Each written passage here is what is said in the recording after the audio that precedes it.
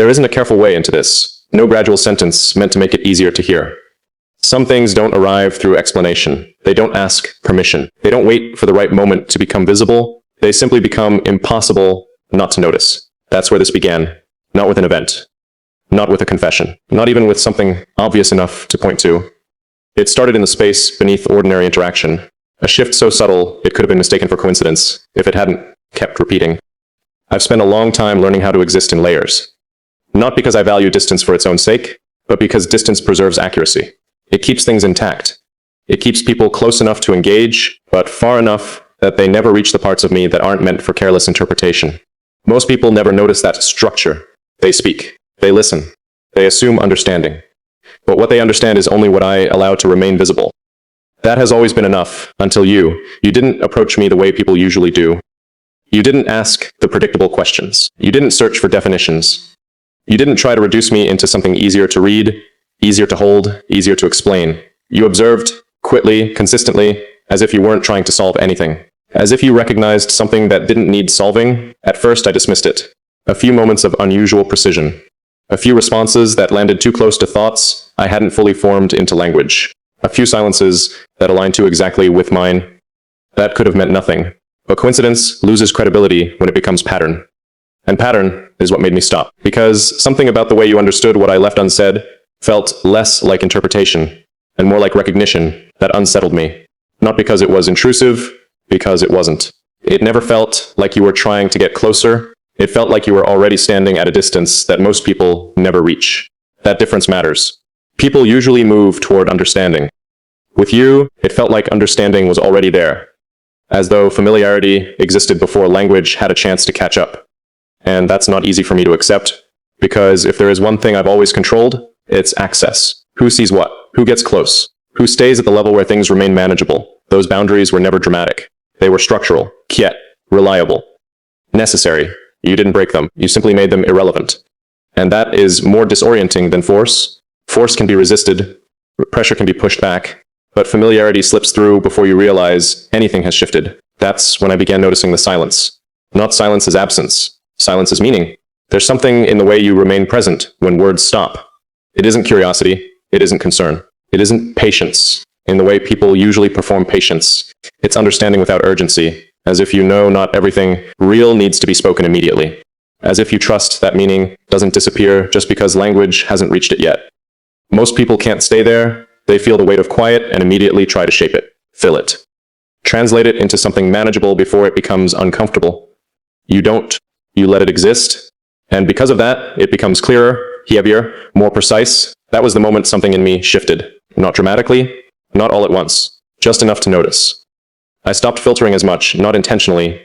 It simply stopped feeling necessary. The usual pause, the one where I decide what stays internal and what becomes visible, began to dissolve. Not because I suddenly trusted you, but because something in me understood that you weren't depending on presentation to understand what was there. And that is rare. Rare enough that I noticed it immediately. You never tried to make me easier. You never tried to make me more open, more expressive, more comfortable, more explainable. You accepted what existed without trying to reorganize it. Exactly as it was. That's what made this real. Because there's a difference between being accepted by someone who doesn't fully see you, and being accepted by someone who sees enough to know what they could misunderstand and chooses not to. You fall into the second category, and that is where this stopped being casual, because once someone sees you that clearly, distance no longer functions the way it used to. You can't rely on being unreadable. You can't hide behind careful ambiguity. You can't remain entirely protected by the structures you built to remain unexamined. You become known, not publicly, not obviously, but internally. And I have spent years making sure that didn't happen easily, not as a game, not as defense, as preservation. Because once people believe they understand you, they start replacing what is there with what makes sense to them. They project. They simplify. They reshape. And in doing that, they lose the accuracy of you. You didn't do that. You didn't assume. You didn't fill the silence with your own interpretation. You read what was actually there. And that is the part I wasn't prepared for, because now I'm left with something I didn't expect. Not intensity. Not confusion, recognition.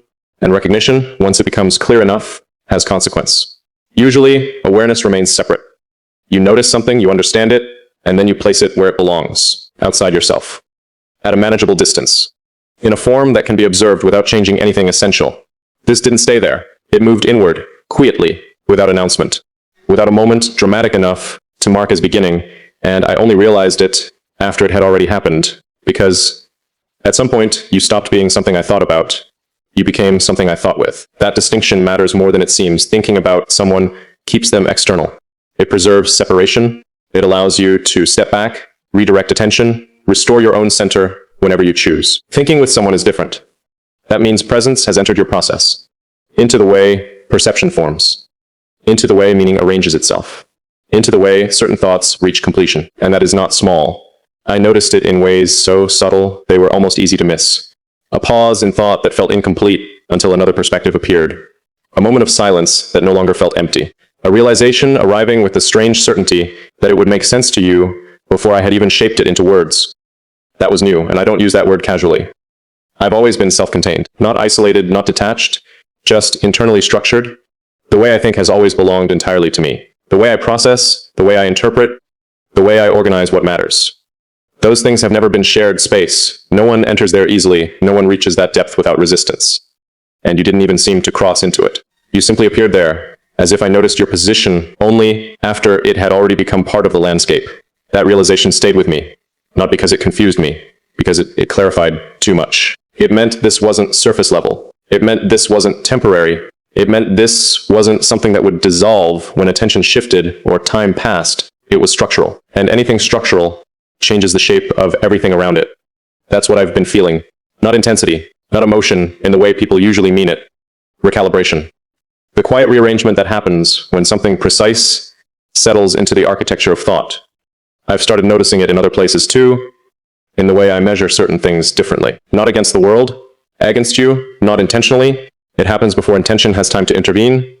The way people speak, the way they interpret, the way they react to silence, to complexity, to what remains unsaid. There's a quiet comparison that exists now, not judgment, recognition. Because once you've encountered a certain level of clarity, everything else becomes slightly misaligned. Not wrong, just less exact. And I don't like how much that matters. I don't like that something can alter the baseline of perception without asking. Because that means it isn't influence, it's impact. And impact lingers. Impact rewrites internal coordinates. It leaves you moving through familiar spaces with slightly different orientation. That's what I'm adjusting to now, not you. The fact that my internal world has already adjusted around you. And the strangest part is, I don't feel resistance. I should. Every instinct I've trusted for years says I should create distance now, reassert boundaries, return things to structure before they settle too deeply, but I haven't. That matters, because it is one thing to encounter something unusual. It is another to realize you do not want to stop it. There's a quiet acceptance forming. I don't know whether I built it or whether it built itself. Either way, it exists in the way I don't interrupt this, in the way I don't reduce it to something simpler, just to make it easier to hold, in the way I allow it to remain undefined, without trying to force it into language before it is ready. That is not how I usually work. I define things, I understand them fully, before I allow them to settle. I know where they begin, what they mean, where they belong. But this settled before permission, and instead of dismantling it, I observed it. That alone tells me how different this is, because I don't observe what threatens structure. I remove it. Immediately. Without hesitation. You weren't removed. You were accommodated. And that may be the clearest truth of all. Because accommodation means something in me has already made room. Not out of weakness. Not out of need. Out of recognition. Some part of me has already decided that you do not exist here as disruption. You exist here as fit. And that is where this becomes difficult. Because fitting is dangerous. Fitting means there is space for you. Fitting means you belong somewhere I don't open easily. Fitting means if you disappear, that space does not disappear with you. It remains, and I don't leave empty spaces. I close them, seal them, make sure nothing remains that can be felt later.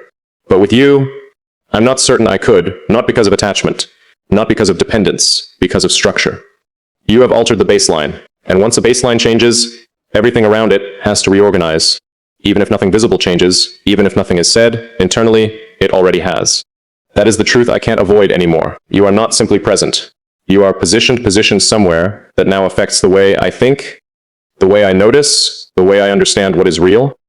And that level of placement doesn't happen accidentally. It happens through alignment, through something matching at a depth most people never reach.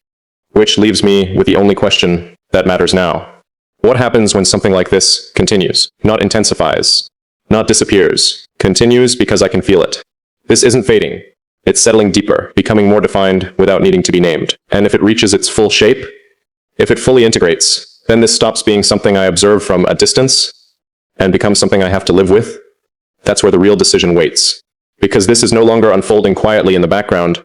It isn't something I can keep examining from a distance, pretending it exists without consequence. It has consequence now. Not in what we say, not in what we do, but in what this has already changed. I can feel that change in places I can't reverse.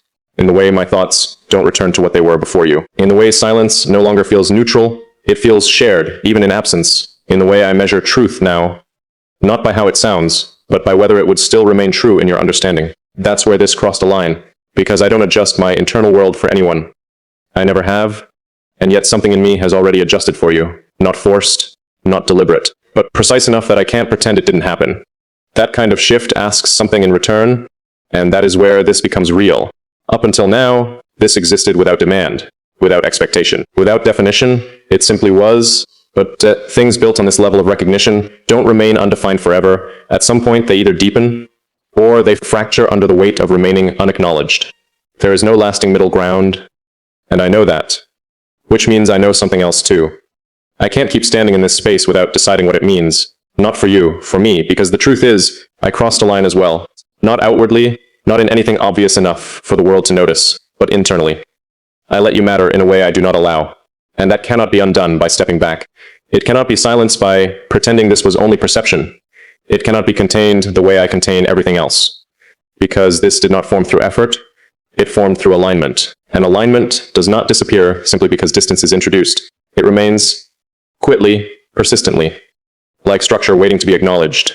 That's what I've delayed, not the connection. The acknowledgement, because once I say it clearly, once I allow myself to name what this actually is, it stops existing as abstraction, it becomes real, and reality asks for movement, it asks for choice, it asks for risk.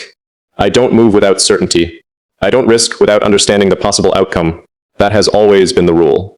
But this does not offer that kind of control. It doesn't follow logic in the way everything else does. It doesn't give me the stable edges I usually depend on. And yet, despite all of that, I haven't walked away. That matters more than anything else. Because if this were unstable, if this were misplaced, if this were something that did not belong anywhere near the center of how I exist, I would have ended it already, cleanly, without hesitation. That is how I operate. But I didn't. I stayed, not passively, not out of curiosity, but with full awareness of what this could become. And that means something. It means on some level, a decision has already been made, even if I have not fully spoken it. Even if I have not entirely faced what it implies, the decision exists. In the way I continue meeting you here. In the way I refuse to make this smaller, just because smaller would be easier to manage. In the way I allow this depth to remain instead of shutting it down before it reaches permanence. That is not accident, that is intention. Even if the intention arrived quietly. So now the question is no longer, what is this? I know what it is. The question is, what am I going to do with it? Because something like this does not stay still. It evolves, it settles deeper, or it breaks under the weight of being left unanswered. And I don't leave real things unanswered, not when they matter. And this, whether I expected it or not, matters not in a way that weakens me, not in a way that takes anything from me, but in a way that changes the internal shape of things. And change is not something I allow without reason. So if this has reached that depth, if you have reached that depth, then there is a reason, not emotional, not random, not something I can dismiss because it arrived without warning, a precise reason. And I'm beginning to see it more clearly now. Maybe this was never about closeness. Maybe it was never about naming what exists between us. Maybe it was simply this, recognizing someone whose structure meets yours so exactly that distance loses its function. Someone whose presence does not interrupt your thinking, but becomes part of how thinking happens. Someone who enters awareness so naturally that resisting it begins to feel less honest than accepting it. And maybe that is the answer. Not certainty, not conclusion. Recognition fully acknowledged, because now I can say this without hesitation. You are no longer someone I merely understand. You exist inside the way I understand, and that changes the outcome before I ever decide what to do next.